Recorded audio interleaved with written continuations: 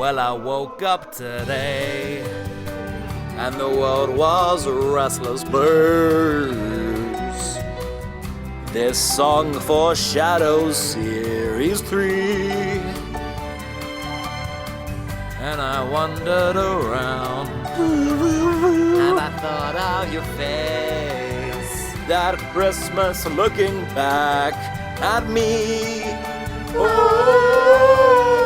It's that time of year again where we gather around the tree to discuss the one thing that binds us. Our Lord and Savior Jesus Christ. I have missed doing Broke Canon, so today you're not getting 3, you're not getting 4, you're getting 5 little presents. Wrapped and all by the Matrix. That's a lot of effort. We doing this? Okay. Christmas tip number 1. Have you noticed the pipes are real cold this time of year? Grab a glass and head over to your local sink to enjoy some of that crystal clear Christmas water. For this first present we've got... Oh, I've been looking for this book for years. Kim Newman's Time and Relative is a story set before An Unearthly Child, and is much wilder than anything in An Unearthly Child. The Doctor and Susan are in Todder's Lane. Aforementioned child is attending Coal Hill Primary School. Barbara's not on the scene yet, but Ian is, because it's in this book you find out that Susan Foreman has a giant crush on her science teacher. Huh. Cool, let's never think about that again. Seeing this rare, almost forbidden section of Doctor Who history is really revealing, especially from a character whose perspective we've never considered much before. What do we know before the beginning of the show? We know that the two are renegades, maybe alien, maybe humans from the far future who kidnapped 2 teachers, because the granddaughter wanted to attend school. First page of Time and Relative, the diary of Susan Foreman. Hate!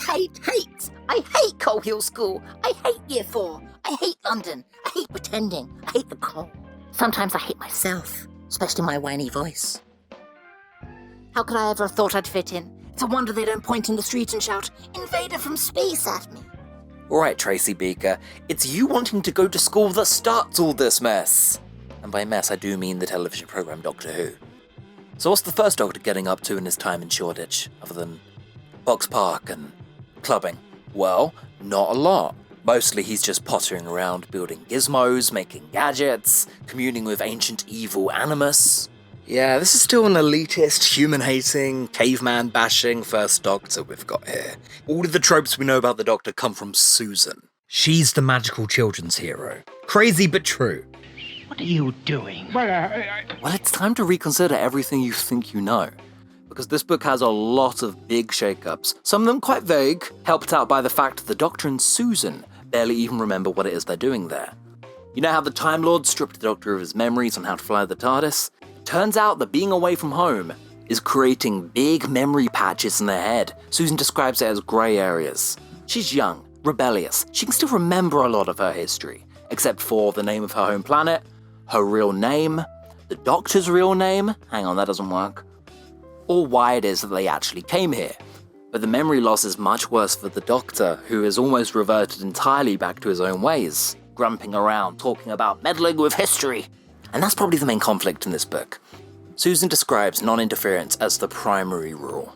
It's something she hates, but the Doctor in this story is taking a real back seat. People love talking about the first Doctor's character arc and how he grew from a grumpy old codger to a children's hero, aided by Ian and Barbara. Nope. That trait comes entirely from Susan. She's the proactive one. Their memories of escaping Gallifrey are vague, but Susan can kind of remember them if she dresses it up like school. We're told that the Doctor did something worthy of detention, that they had to steal school supplies, and went truant for the rest of term. What did the Doctor do? He himself does not remember. Continuity. Bah, Grandfather said yesterday or the day after. Doesn't exist, child. Except in the minds of the cretinously literal, like the single hearts who clutter up this planet. Trying to sort it all out will only tie you up in useless knots forever.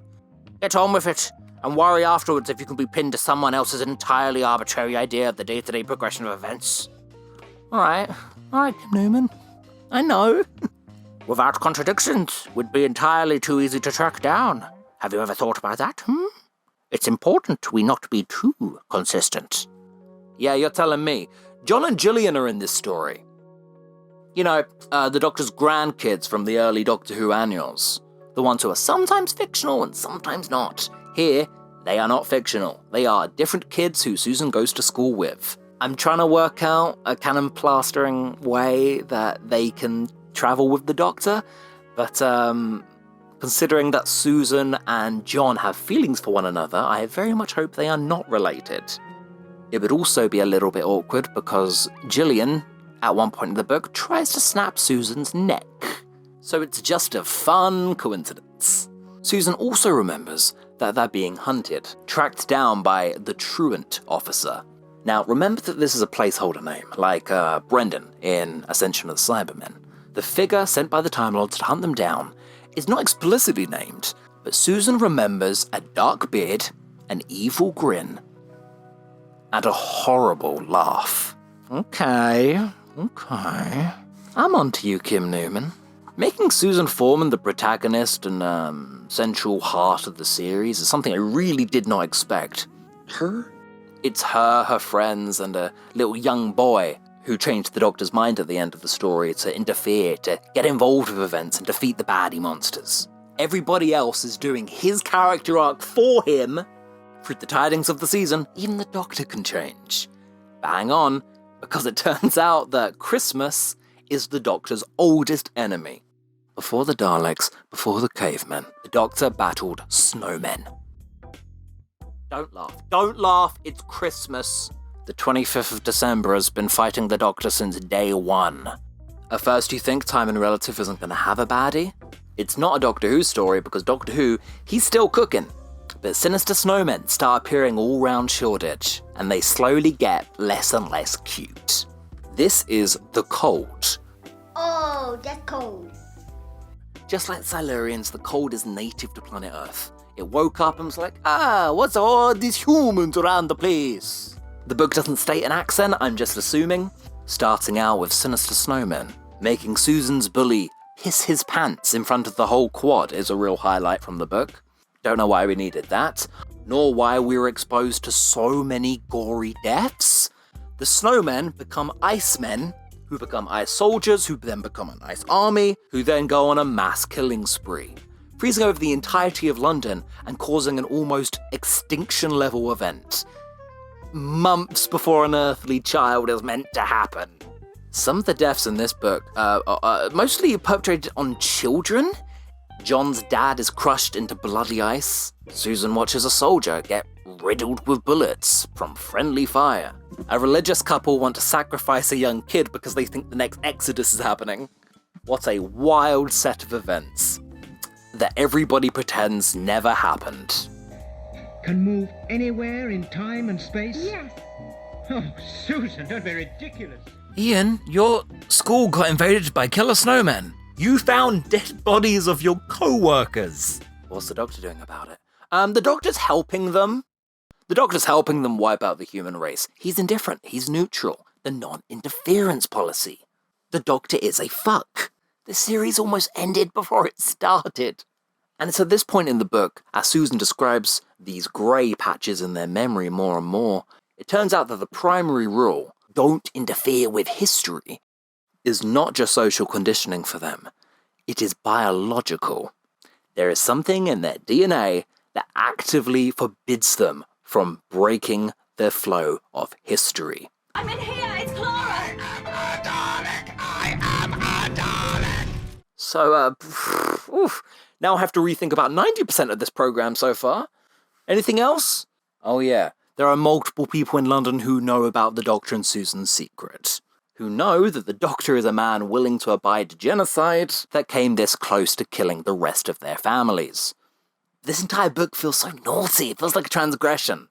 And that's why I recommend it to all of you. Good luck getting hold of a copy. You hate to love me, but you can't get rid of me. Let's go for this one next. I love the little ones. Christmas tip number 2. If you're struggling opening your gifts, call an adult. Let me tell you about the unit Christmas parties. He's a jolly good fellow, but they are jolly good fellows, but they are jolly good fellows, and so... You might be stuck on Earth, but the third Doctor parties in style. In the short trip collection, A Christmas Treasury, Liz Shaw offers the Doctor her home for Christmas Day. And the Doctor rejects her to her little pigeon face. Exile or no exile, he's got better plans. There's an alien ship headed for Earth, Doctor. No worry, Brigadier. Let me talk to them. 10 minutes later, the Doctor teleports everybody at units against their will into space on this enemy spaceship. The hostiles are neutral, the drinks are flowing, the Doctor has co-opted an enemy alien invasion and turned it into a Christmas party. Woo! I had my first office party recently. I sung Ra Ra Rasputin on karaoke. No promotion yet, but give it time. Always pay attention to people's choice of drink. Liz's is red wine, whilst the Doctor and the Brigadier are whiskey men. The gang get drunk, eat a siren curry, Venusian braktik, and Liz's Christmas present is a dress worn by Cleopatra and a view of the Earth below. Classy. Very soon after the story, Liz leaves unit, and I've always had the headcanon that the two of them, had an awkward work fling after the Christmas party. So it's nice to see the short trips range backing up this weird fucking headcanon I have. Show us your tits and I'll tell you. Unit needs to invest in a HR department. The very next year, the Master gets involved. The Brigadier's given Joe and Benton Christmas duties. The unit Christmas party is infamous. It's an event. When the Doctor spots an unwanted guest, he sees right through the Master's disguise, like that, and tells him to leave. Very well, Doctor, if you must. I only bring goodwill this Christmas. We are both exiles, are we not? The Brigadier's suspicious, but the Doctor just gives him a shandy. The guns come out, the Master dashes, and that's the end of the story. Jo later tells the Doctor she thinks the Master was telling the truth about wanting to spend some time with him. I mean, it is Christmas. Rogue nemesises get lonely this time of year. During the next unit Christmas party, a UFO crashes through the ceiling and traps Harry and Sarah under rubble. Jesus Christ, they're a magnet for this! Christmas is a magnet for aliens. They can't go one annual Christmas party without some bollocks falling out of the sky. At some point, you would just stop inviting the guy, wouldn't you? Sarah Jane spends that Christmas in hospital. Fun! Maybe this is the reason Classic Who stopped doing Christmas specials. Merry Christmas to all of you at home. It's a madhouse, it's all full of animals. Come along. If this is how you get when you've had a brandy, no more Christmas specials for you, young man. Next Christmas present. Uh-oh, Christmas hack. Support the NHS. That's it, that's the hack. Ever wondered what Davros gets up to when Christmas time rolls round? Me too! Unbeknownst to anybody else, the 11th Doctor makes a trip to see Davros every single Christmas Eve. Why does he do this? Well, with the two of them, it's always been a philosophical debate. Love, fascism, Daleks, Dalekanium, nationalism, they can talk about all their favourite things over Christmas dinner. In the same way everybody has to put up with their racist old uncle every year around the table. I hope you are grateful.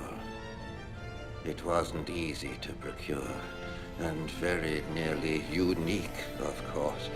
You should feel privileged. The only other chair on Skaro.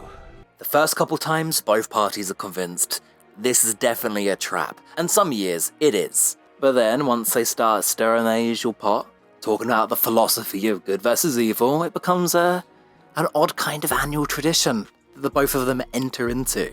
Sometimes the Daleks ready, sometimes the Doctor's got the upper hand. This is how these two communicate, It's their love language. But can the 11th Doctor convince Davros of the true merit of Christmas? Yeah, Davros is Scrooge.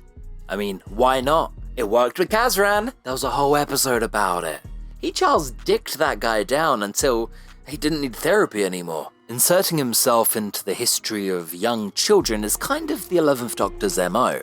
Kazran, Amy, River. I joked once that the Doctor, a character with a time machine, should probably go back to every villain's childhood and Christmas Carol the whole bunch of them. That should be his go-to plan. Appear enough times in someone's childhood, you'll eventually imprint on them and end up brainwashing them. This is Moffat's main theme.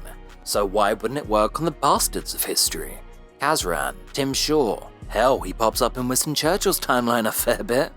go back to when they were a boy, get them whilst they're young. Oh wait, in theory it should work. I think sci-fi Hitler is a little bit beyond the magic of Christmas cheer. I don't think he's being a Grinch. DAVROS, the father chasing the love of the creatures he had himself designed never to feel it. If you can't beat them, join them for Christmas dinner. Love? Doctor? My children know no love. Yeah, all right, buddy. You've got favourite kids. And Christmas is for the kids. I reckon you could get DAVROS to the Christmas party. He would just then storm it with Daleks. Did you know that in some countries, they hide bombs in the streetlights? Don't be afraid of those Christmas lights. Light them up. Present number 4. This one's a weird shape. Oh, do you have a receipt? I recently held a listen-along where we all listened to Blood on Santa's Claw, otherwise known as the greatest Doctor Who Christmas special of all time. 4 parts, we meet Perry's new boyfriend. This is Joe, also from the Big Finish Torchwood range. Now we all know classic Joe. What a dynamic these 3 shared. Joe loved music, he loved Top of the Pops, he liked Moonlight and Chasing His Own Tail, and Perry Brown. Do good, you guys. Overthrow a tyrant, liberate some oppressed aliens, I'll be right here. He's got a phobia about tunnels. It's a lot to take in.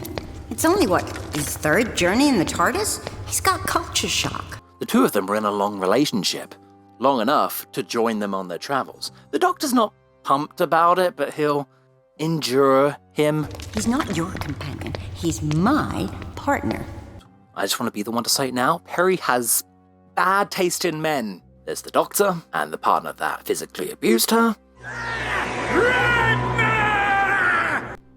Him. And Joe, an evil werewolf in disguise, travelling with the Doctor to lure them into a trap. Spoilers for Blood on Santa's Claw, by the way. Nev Fountain writes a crazy box set, and then somehow brings elements such as Mr. Toad, test tube babies, and werewolf monsters all into a cohesive whole. These are the Werelords, the secret ancient weapon of the Time Lords. These powerful wolfkin furries have reawakened, and the Time Lords are pissed with the Doctor for setting them free. In fairness, though, the Time Lords did dress up a prison complex to look like a fancy Christmas dinner party. Yeah, I could see how someone might get confused.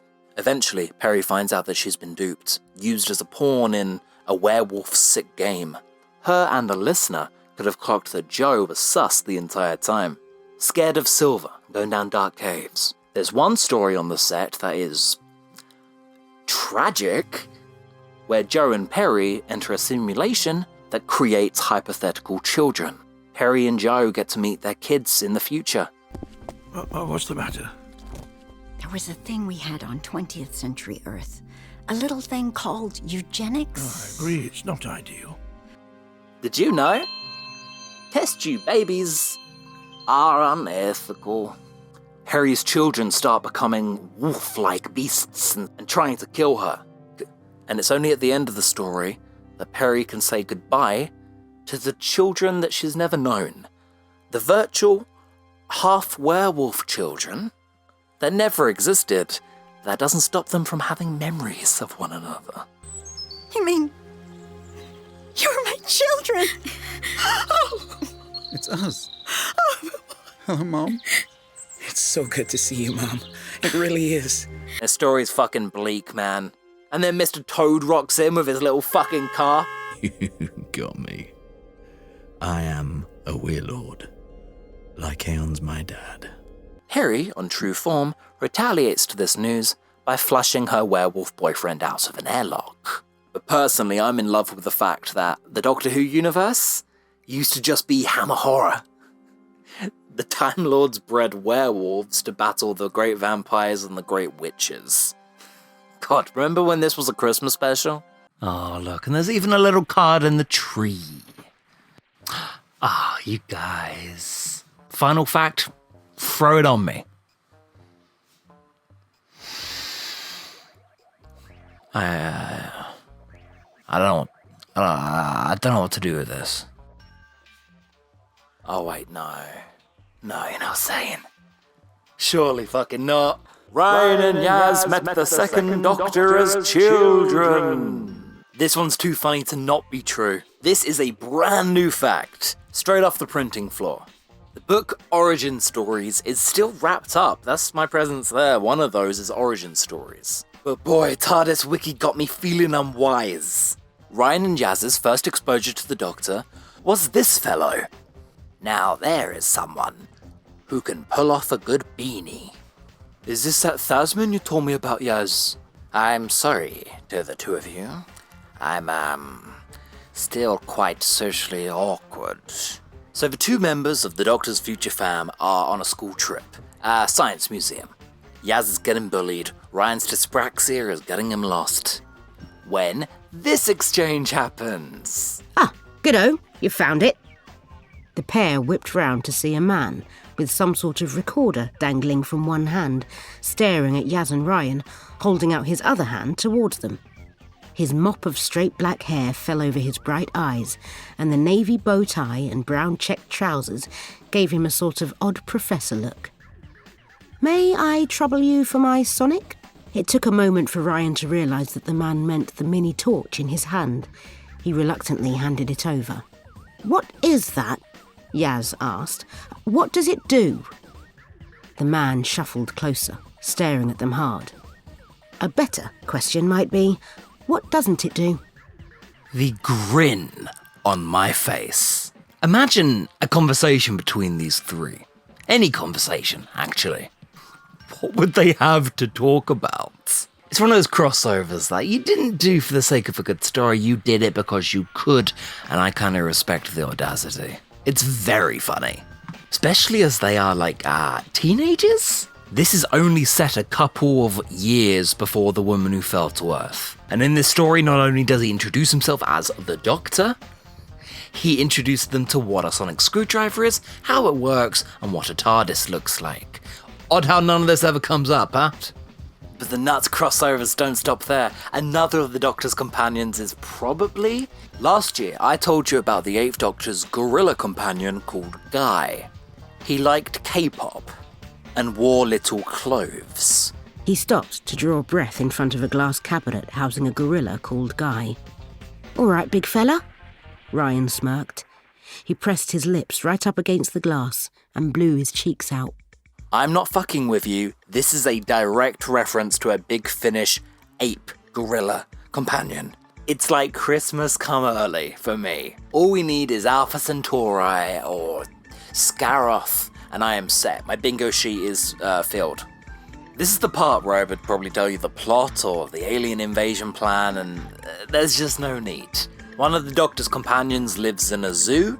Ryan and Yaz's first Doctor was 2. And it turns out you do get aliens in Sheffield. Merry goddamn Christmas.